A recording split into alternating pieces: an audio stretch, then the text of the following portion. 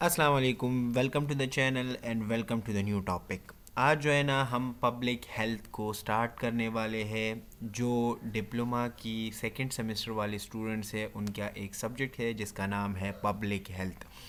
और असल में पब्लिक हेल्थ जो है ना ये एक बड़ी इंटरेस्टिंग सा एक सब्जेक्ट है जिसमें आप जो है ना पब्लिक के बारे में स्टडी करने वाले हैं कि किस तरह से जो है ना आप लोग पब्लिक की हेल्थ के हवाले से डिस्कस कर सकते हैं, उनके हवाले से कुछ प्रिवेंटिव मेजर्स कर सकते हैं, या आप जो है ना पब्लिक के फ़ायदे के लिए कुछ करना चाहते हैं तो वो किस तरह होगा। अगर उनकी हेल्थ के बारे में कुछ करना चाहते हैं तो वो किस तरह से होगा।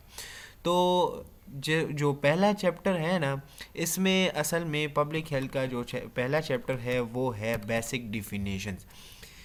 कहीं भी आपने जो है ना जब भी कोई सब्जेक्ट स्टार्ट करना हो तो उसका जो है ना क्या होता है, कुछ बेसिक डिफिनेशंस होते हैं, उसको समझना पड़ता है क्योंकि बाद में वो वर्ड्स जो है ना वो बाद में यूज़ हो रहे होते हैं तो उसकी वजह से फिर आपको समझ नहीं आती। सही हो गया। तो चलो स्टार्ट कर लेते हैं। मेरा नाम है बशारत अली और आज का जो लेक्चर है वो है chapter number 1 basic definition. Basic definitions में अगर हम बात करें ना तो पहले हमें ये जानना चाहिए कि पब्लिक हेल्थ है क्या चीज़। तो असल में ये जो पब्लिक हेल्थ है ना ये हमारे पास है, it is the science and art of preventing disease, prolonging life and promoting physical and mental health and efficiency through organised community effort. इसकी डिफिनेशन को आपने समझना ज़रूरी है। अब समझना इस तरह है कि पहले जो है ना आपको इस वर्ड्स की जो है ना मीनिंग पता हो। अब मीनिंग जो है ना अगर आप यहाँ पे देख ले, इट इज़ ए साइंस, ये एक साइंस है और इसमें हमें करना क्या है, इसमें हमने जो है ना प्रिवेंट करना है। प्रिवेंट मतलब ये है कि मना करना है, किस चीज़ को, बीमारियों को। सही है ना। हमें क्या करना है, हमें पब्लिक हेल्थ जो है ना इसमें ये स्टडी करना है कि हमें बीमारी को किस तरह से प्रिवेंट करना है। तो पहला काम हो गया प्रिवेंटिंग ऑफ ए डिजीज़।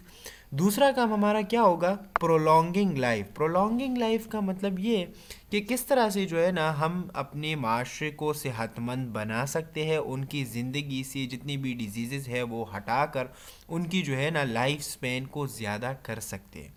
सही है ना। मतलब अगर कोई बंदा बीमार नहीं है, वो सेहतमंद है, तो उसके चांसेस है कि वो ज़्यादा ज़िंदगी जी ले। सही हो गया ना। तो इस तरह से हमारा दूसरा मकसद क्या होगा, प्रोलॉन्गिंग लाइफ का। अच्छा, तीसरा मकसद हमारा क्या है कि promoting physical and mental health. Physical health का क्या मतलब है कि आपकी जो है ना आपकी जो बॉडी है वो फिज़िकली ठीक हो, आपकी जो है ना कोई बीमारी ना हो, आपके बोन्स बिल्कुल ठीक हो, इस तरह से आपकी जो है ना बहुत सारे और फिज़िकल जो है ना आपकी फिज़िक्स बिल्कुल ही ठीक हो। तो इसको हम क्या कहते हैं, फ़िज़िकल हेल्थ। अगर किसी बंदे का जो है ना बोन फ्रैक्चर हुआ है तो क्या हम उसको फिज़िकली हेल्थ कह सकते हैं या हेल्थी कह सकते हैं? नहीं कह सकते। तो इस तरह से फ़िज़िकली आपको हेल्दी होना चाहिए और उसको हम प्रमोट करेंगे थ्रू पब्लिक हेल्थ।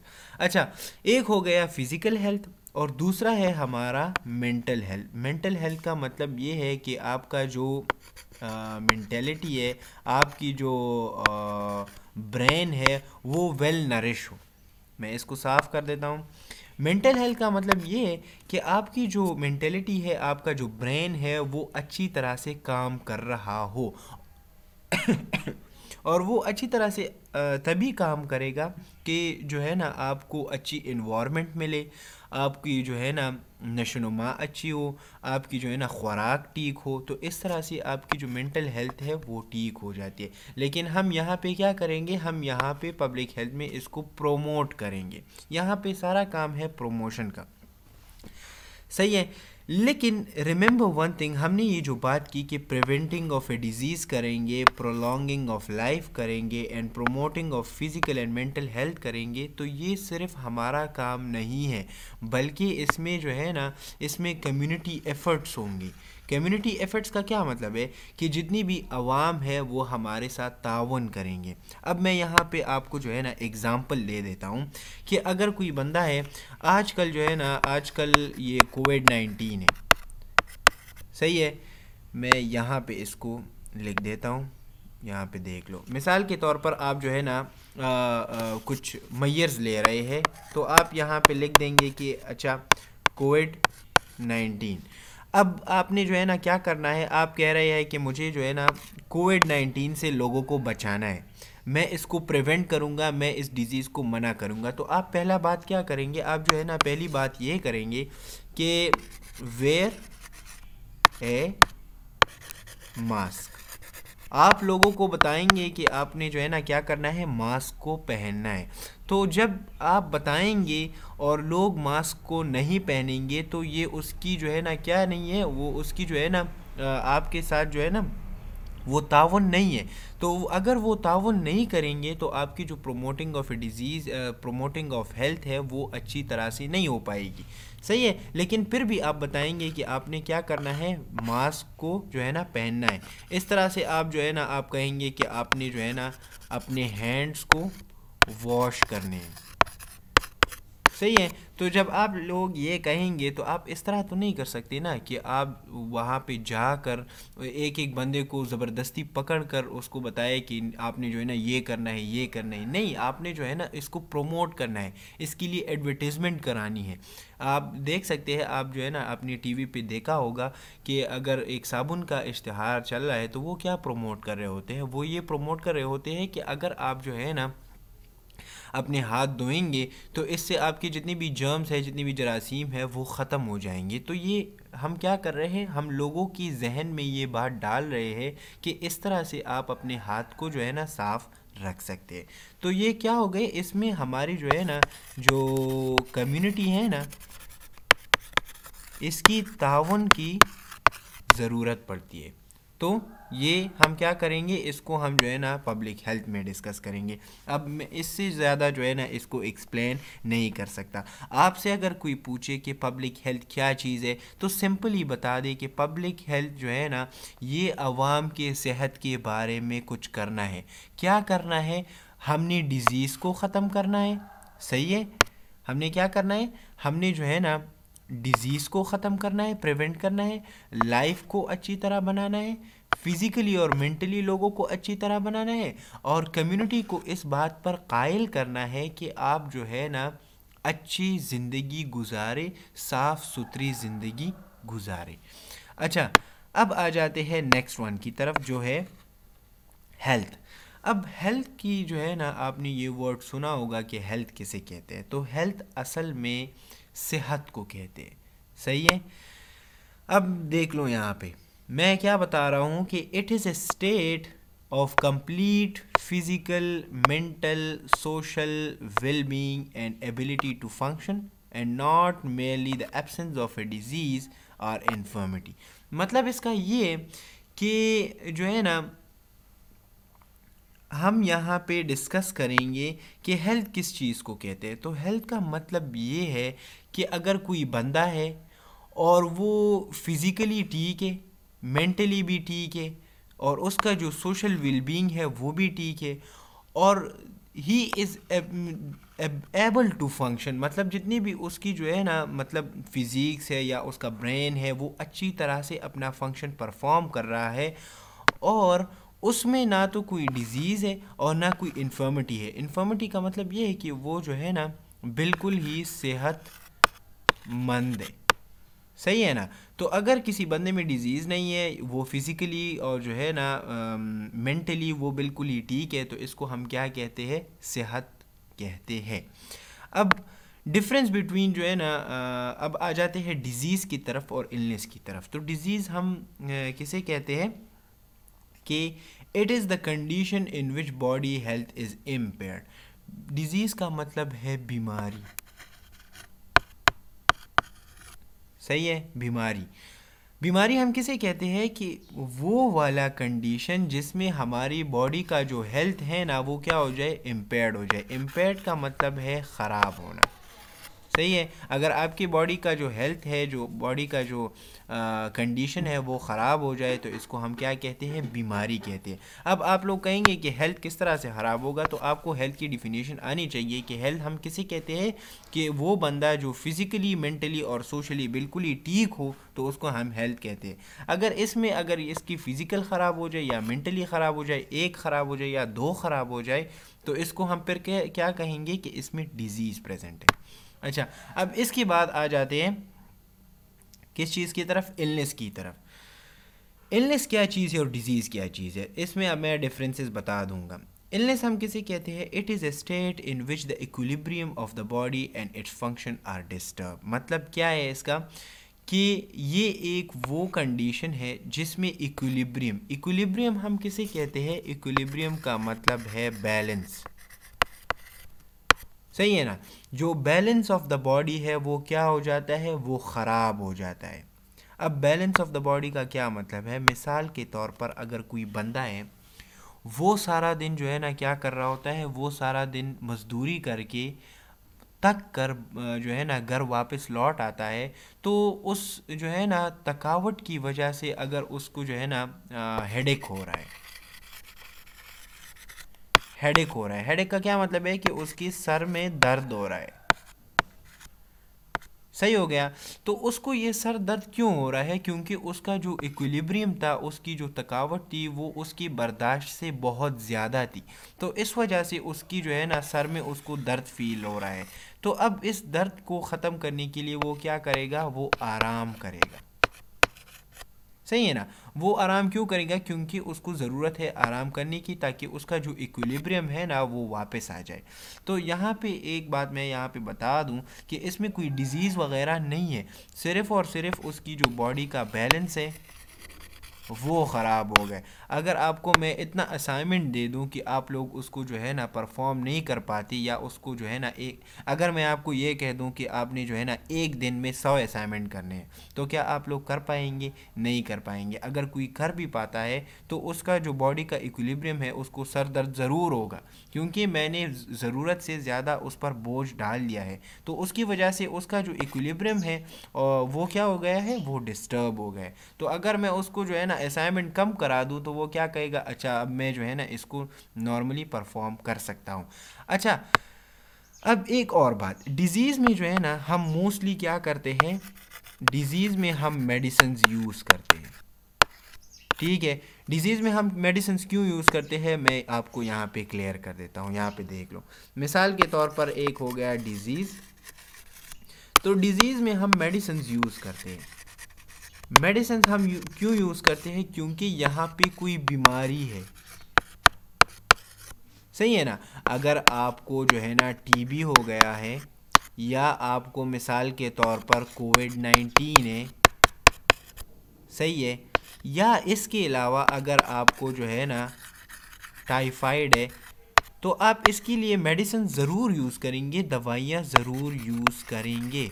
तो ये बात याद रख लिया करो कि डिज़ीज़ में हम मेडिसिन का इस्तेमाल करते हैं, लेकिन अगर हम इलनेस की बात करें तो इलनेस में हम मोस्टली जो है ना मेडिसिन यूज़ नहीं करते।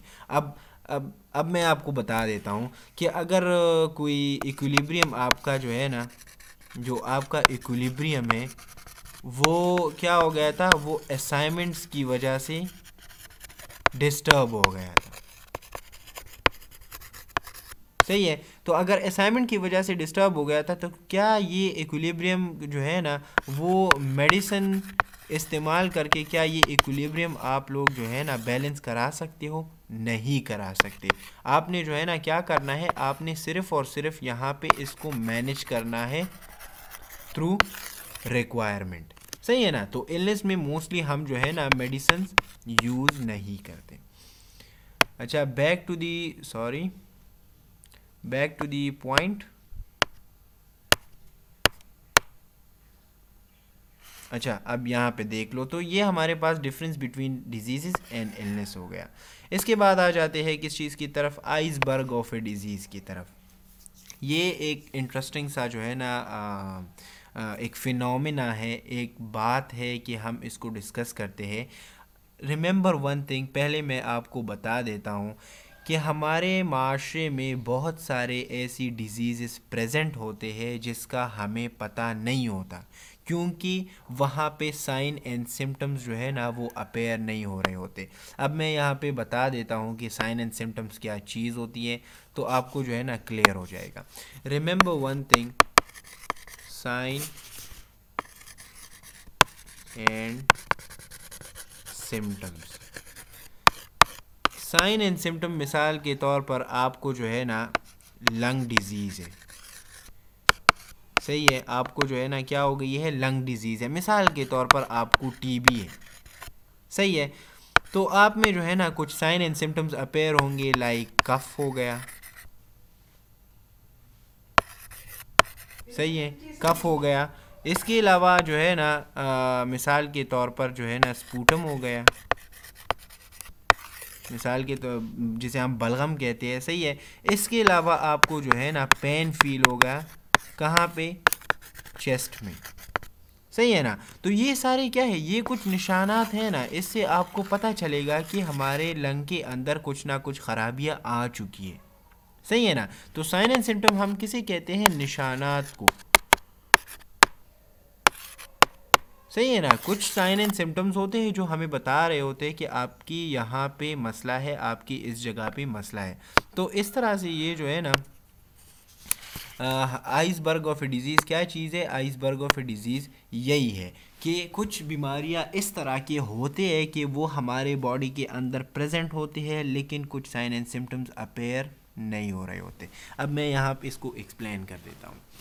Iceberg of a disease, it is a phenomena that refers to symptomless. Symptomless का क्या मतलब है कि उसकी कोई निशानात ना हो। So, refer to the symptomless cases are subclinical cases that may exist in the community। ये बता रहे हैं कि उस दैट टाइप ऑफ केसेस जो हमारे कम्युनिटी में प्रेजेंट होते हैं, लेकिन उसके कुछ साइन एंड सिम्टम्स अपेयर नहीं होते।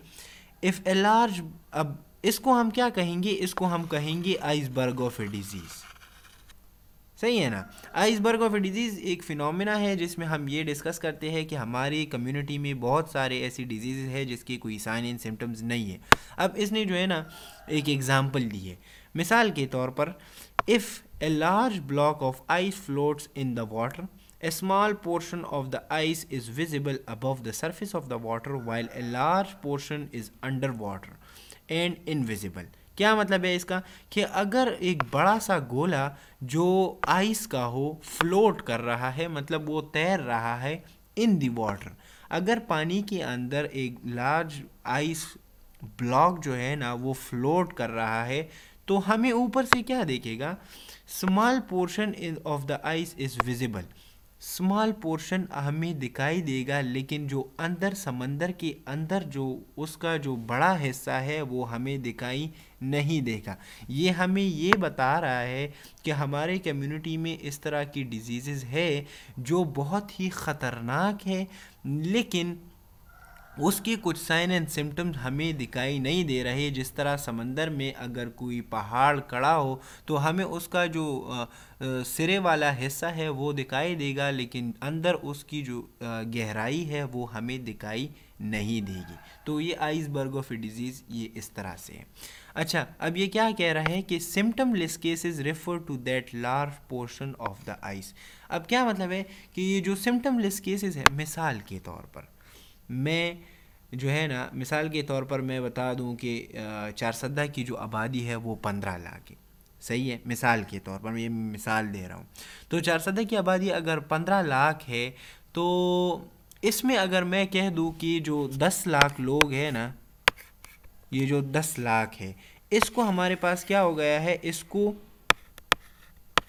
कोविड-19 हो गया है, लेकिन इसमें अभी तक कोई साइन एंड सिम्टम्स अपेयर नहीं हुए, तो ये हमारे लिए बहुत ख़तरनाक है, क्योंकि हमें को पता नहीं चल रहा कि यहाँ पे डिज़ीज़ है और ये इस डिज़ीज़ को क्या करेगा और भी स्प्रेड करेगा। अगर हमें पता चल जाता है कि इस 10 लाख लोगों में हमारे पास क्या है, कोविड-19 है, तो ये हमारे लिए अच्छी बात होगी क्योंकि हम फिर उसको ट्रीट कर सकते हैं। लेकिन कुछ इस तरह की डिजीज़ेज़ होते हैं कि वो उसकी कुछ जो है ना सिम्टम्स अपेयर नहीं होते। सही हो गया। तो ये इसकी कुछ एक्सप्लेनेशन थी। अब आ जाते हैं सोशल मेडिसिन्स की तरफ।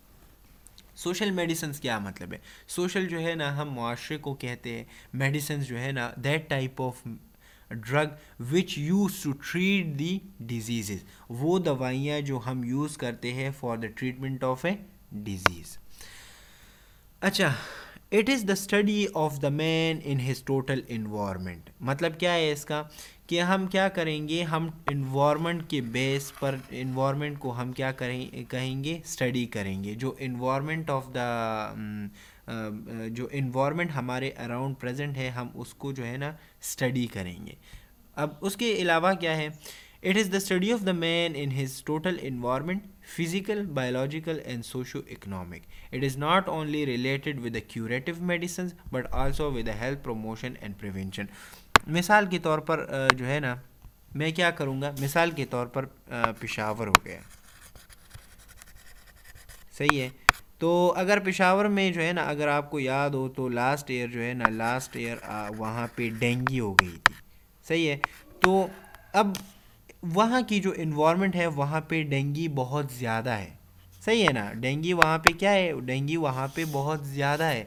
तो अगर डेंगू वहाँ पे ज़्यादा है तो वहाँ अभी मेडिसिन्स की ज़रूरत है ना। और कौन से मेडिसिन्स जो क्या करे, जो डेंगू को ट्रीट करे, सही है ना। तो अब ये इन्वायरमेंट की जो है ना, ये वाली मेडिसिन जो है ना, ये इन्वायरमेंट की क्या है, ये ज़रूरत है, सही है ना। मैंने इन्वायरमेंट को स्टडी किया, उसकी बेस पर मैंने वहाँ पे वो मेडिसिन जो है ना, उसकी जो है ना उसको प्रोवाइड किया। तो ये एक बात हो गई।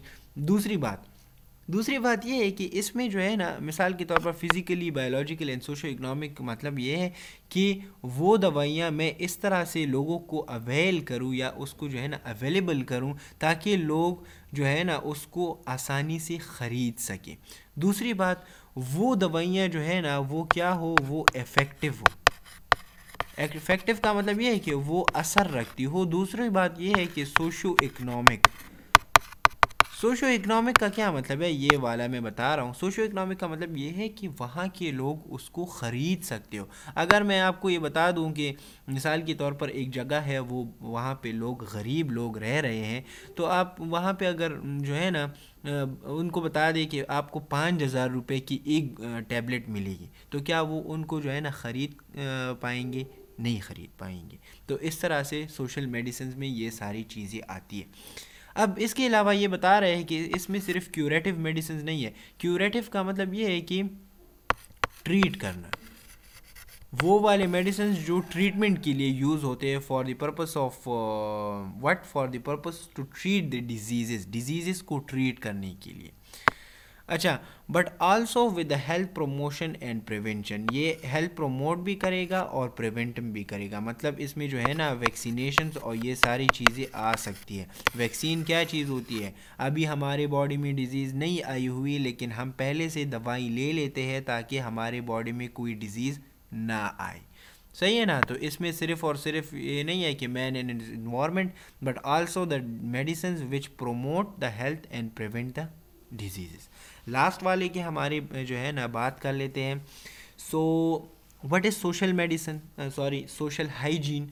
तो रिमेंबर वन थिंग, हाइजीन जो है ना ये एक इंटरेस्टिंग सा है। मैं पहले जो है ना इसकी ये बता देता हूँ। It is the science of prevention and treatment of sexually transmitted infection previously known as venereal diseases.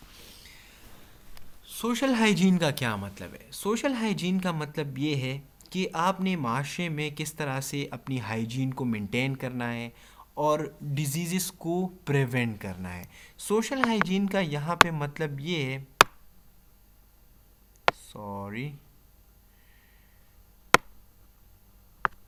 अच्छा, सोशल हाइजीन का क्या मतलब है? सोशल हाइजीन का मतलब ये है कि ये वो वाला स्टडी है, ये वो साइंस है जिसमें हम मना करेंगे प्रिवेंट करना और ट्रीट करेंगे कौन सी डिजीज़ जो सेक्सुअली ट्रांसमिटेड इन्फेक्शंस है।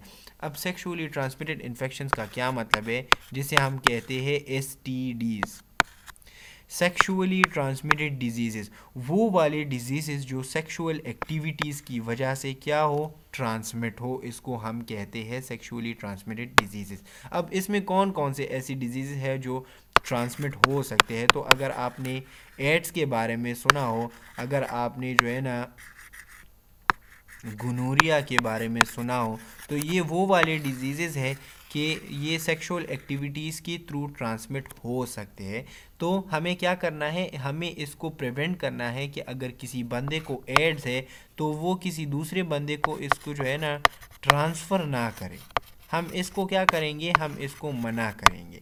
तो ये सारी चीज़ें जो है ना हम पब्लिक हेल्थ में स्टडी करेंगे। MCQs के हवाले से एक चीज़ यहाँ पे इम्पॉर्टेंट है, वेनरल डिजीज़। ये कई बार जो है ना MCQs में आ गया है कि जो हम सेक्सुअली ट्रांसमिटेड डिजीज़ को प्रिवेंट करते हैं, तो सेक्सुअली ट्रांसमिटेड डिजीज़ हम अभी इसे कहते हैं, वो वाले डिजीज़ जो सेक्सुअली ट्रांसमिट होते हैं इसको हम पहले क्या कहते थे, वेनरल डिजीज़।